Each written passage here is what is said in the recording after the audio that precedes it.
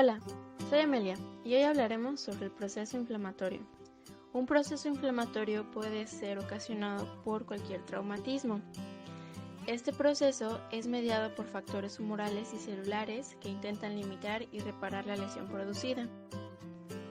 Los componentes celulares que permiten el inicio y desarrollo de este proceso son células especializadas como los neutrófilos, eosinófilos, basófilos, macrófagos, células dendríticas y las células natural killer, que posteriormente se describirán con más detalle.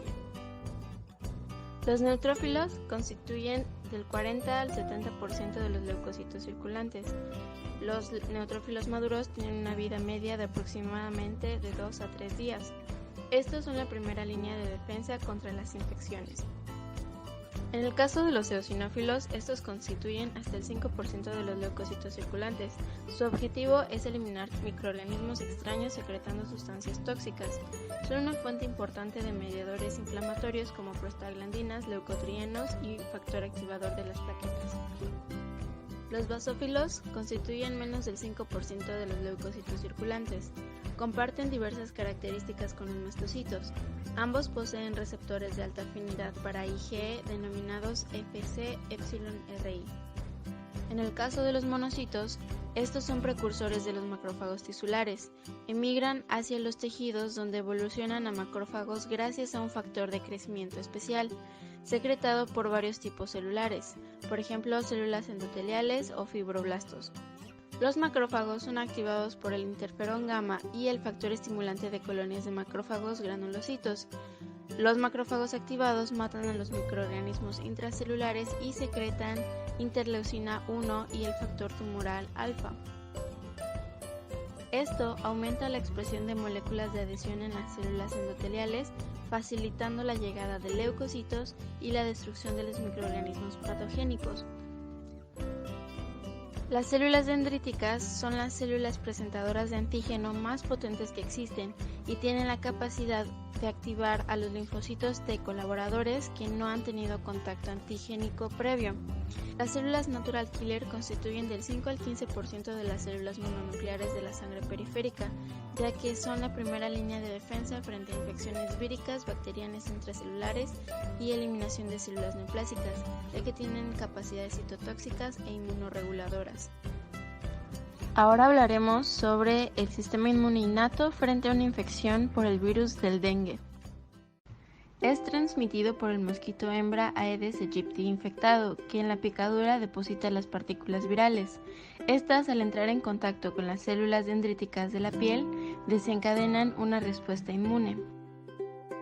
El primer blanco de este virus son las células dendríticas de la piel. Durante la salivación del artrópodo, las partículas virales son liberadas en la dermis y las células dendríticas de Langerhans las interiorizan, se replican en ellas e inducen su activación y la producción de citocinas proinflamatorias.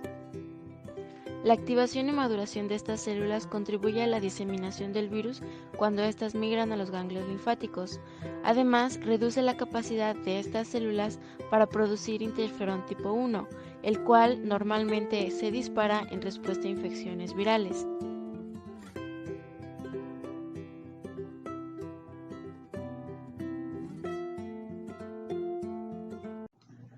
Los interferones del tipo 1 restringen la diseminación del virus en las células del hospedero, esto mediante unión al receptor del interferón alfa-beta. De la misma manera, estos inducen una respuesta de resistencia a la replicación viral mediante la activación de la cascada de señalización mediada por la JAK-STAT, que induce la expresión de los genes estimulados por interferones o ISG. La unión del interferón 1 a su receptor va a producir la activación de los factores STAT1 y STAT2, que formarán heterodímeros en su asociación con el factor regulador del interferón 9 para formar el ISG3, que se unirá a los elementos de respuesta inmune estimulados por el interferón ubicados en los promotores de los genes. En una infección por el virus del dengue, se va a dar una producción masiva de las partículas del virus en células dendríticas por la actividad antagónica del virus del dengue sobre el interferón 1. Esta producción masiva va a resultar en una interferencia con la señalización mediada por STAT. Muy bien, chicos. Ahora vamos a hablar sobre la respuesta citotóxica y fagocítica del cuerpo o del hospedero ante el virus. Las células natural killer van a sensar la presencia de moléculas del complejo mayor de histocompatibilidad en la superficie celular. La carencia o baja expresión de estas moléculas inducirá la eliminación de la célula por medio de dos vías, ya sea la vía secretora o la vía no secretora. De la misma manera, las células natural killer tienen receptores para la porción Fc de la IgG que posibilitan la unión de los anticuerpos específicos hacia componentes virales en una infección secundaria. Al activarse las células natural killer producen interferón gamma, el cual participa en la activación de los macrófagos. En presencia del virus del dengue, se va a inducir la sobreexpresión de moléculas del complejo mayor de histocompatibilidad en la superficie celular por transfección celular con un replicón compuesto solo por las proteínas no estructurales NS1, NS5 para evadir la actividad de las células naturales. Finalmente, cuando no se encuentran las moléculas del MHC, va a haber una rápida activación de las células natural killer contra las células infectadas y por lo tanto su eliminación, ya sea por citólisis directa o por citotoxicidad dependiente de anticuerpos.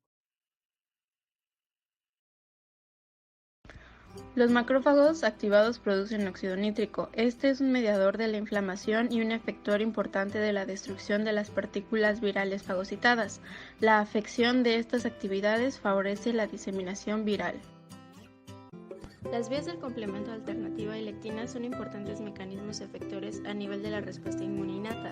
La fijación del complemento media la eliminación de los microorganismos a través de la formación del complejo de ataque a la membrana. En el suero, la proteína viral NS1 se une al componente C4, lo que induce su degradación mediante la proteasa específica del complejo CR1, evitando la acumulación de C4b, la formación de CL3 convertasa y la formación del MAC. En pacientes con dengue se reporta un descenso importante en los niveles plasmáticos de C3 y C4. Sin embargo, en las células endoteliales infectadas por el virus aumenta la producción del factor B. La lectina de unión amanosa puede neutralizar la infección por el virus, un efecto que no requiere fijación del complemento. El gen que codifica para esta proteína exhibe un polimorfismo que afecta sus niveles y actividades en los humanos, por lo que existen diferentes susceptibilidades a las infecciones como el dengue.